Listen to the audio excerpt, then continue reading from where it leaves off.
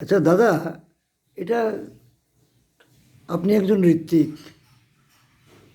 আপনি একজন ঋত্বিক। আমি বলি, আমি শ্রদ্ধার সহিত বলি, আমার চলার পথে অনেক ভুল ত্রুটি হয়েছে। এগুলো এখন উপলব্ধি করতে পেরেছি যে আমার অনেক রং, আমি আপনার অনেক দুর্নাম করেছি। মানে পাঞ্জাব পাওয়ার পরে একজন ঋত্বিককে কী আচরণ করতে হয় এগুলো থেকে থেকে শিখেছি। আমাদের কোনো ট্রেনিং ছিল না, এবং আমরা যে যাজকের যোগ্যতাও নাই আমার। সস্তনী ব্রত আমাকে কেউ প্রেস করে নেই আমাকে।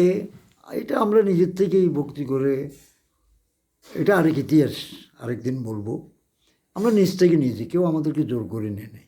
কিন্তু সেটা পালন করতে কাটাই কাটাই পালন করা যায় না, অনেক ভুল ত্রুটি। তারপরে যথাসম্ভব চেষ্টা করেছি প্রথম প্রথম, কিন্তু পাঞ্জা পাওয়ার মতন যোগ্যতা আমার নাই। আচ্ছা, আপনার সাথে এই বলছি, অনেক চলাফেরার মাধ্যম দিয়ে অনেক সময় স্মৃতি থাকে না। বর্তমান অসুস্থতা, শরীরের আনফিটে অবস্থায় কোনো উদ্দেশ্য প্রণোদিত না, এগুলো একটা রেকর্ড। মানে দ্যাট ইজ, আপনি একজন পুরনো আশ্রমের কর্মী, আপনাকে আমরা কত ট্রিট করেছি, এমনভাবে আপনাকে আমরা হেয় প্রতিপন্ন করে চলেছি।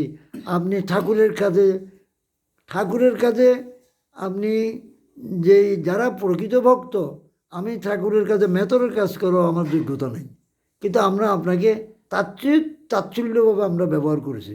কিন্তু এখন বুঝতে পারি, এখন সেটা হারাহারি বুঝতে পারি কোথায় আমাদের গলদ ছিল।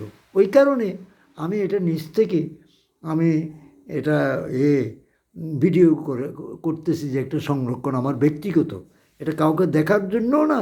আর আপনাকে যদি কোনো অসম্মান করা হয়, সেটা আমি ঠাকুরের উপরেই ছেড়ে দিলেন। আপনি আমাকে খুব ভালোবাসেন। জয় গুরু দাদা, জয়। ঘটনা হচ্ছে, আমি এখানে কথা বলি,